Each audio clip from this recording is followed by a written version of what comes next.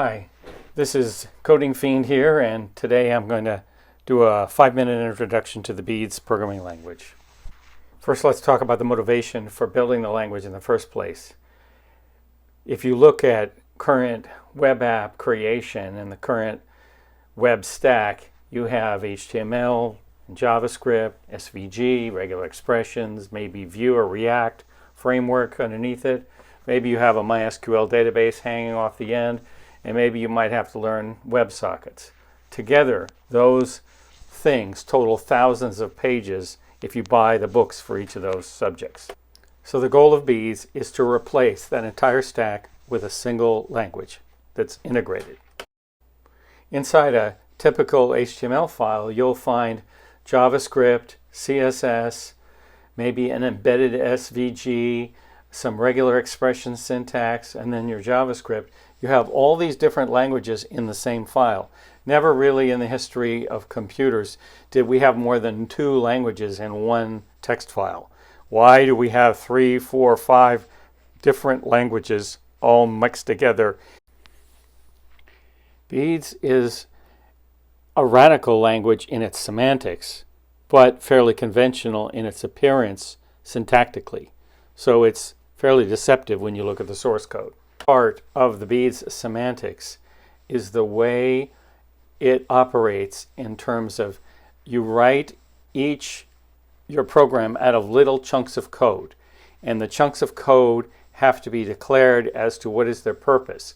Some of the code is going to be calculating things, and other parts of the code are going to be drawing. And the parts that draw are not allowed to change the mutable state, only reference it. And the parts that calculate can change the mutable state, used to draw. And if that part of the state ever changes, then it will redraw that section and rebuild that part of the screen. So it is tracking the usage of the variables that you have in your state as you're executing. So the runtime is doing some extra work, and I'm not aware of any other language that does this. Let's talk about data structures. In most languages, like Python, Lua, whatever you want to talk about, you have arrays, records, tuples, linked lists, stacks, queues, hash tables, all sorts of different data structures.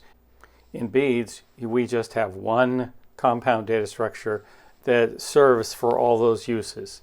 And we call it the tree, but it's really a graph mathematically, which is a tree with backlinks. And that single, very flexible data structure is the basic work unit that you operate on in all of your programs. You could think of it as a generalization of S expressions from Lisp, but it's really a graph.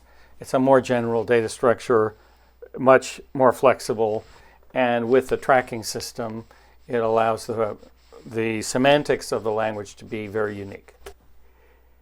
Let's talk about some of the other notable aspects of the language. I've added physical units of measure, so you can add 3 kilograms to 2 pounds, and it will store it internally and track those units at runtime. Even if you do multiplication and division, it's keeping the array of exponents of all the fundamental units and each physical unit of measure.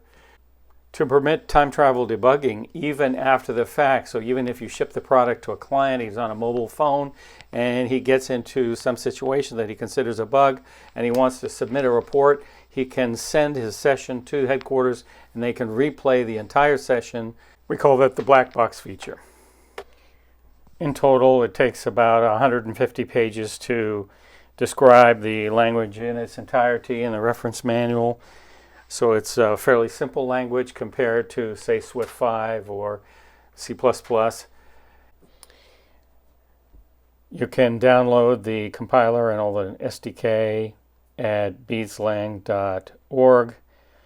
And there is a Discord group I've set up for people who have questions about using Beads, and be glad to answer any questions you have on that group. Been programming for 50 years, and this has a lot of the things that I've learned along the way about simplification of the process of programming, and I hope you enjoy taking for a spin.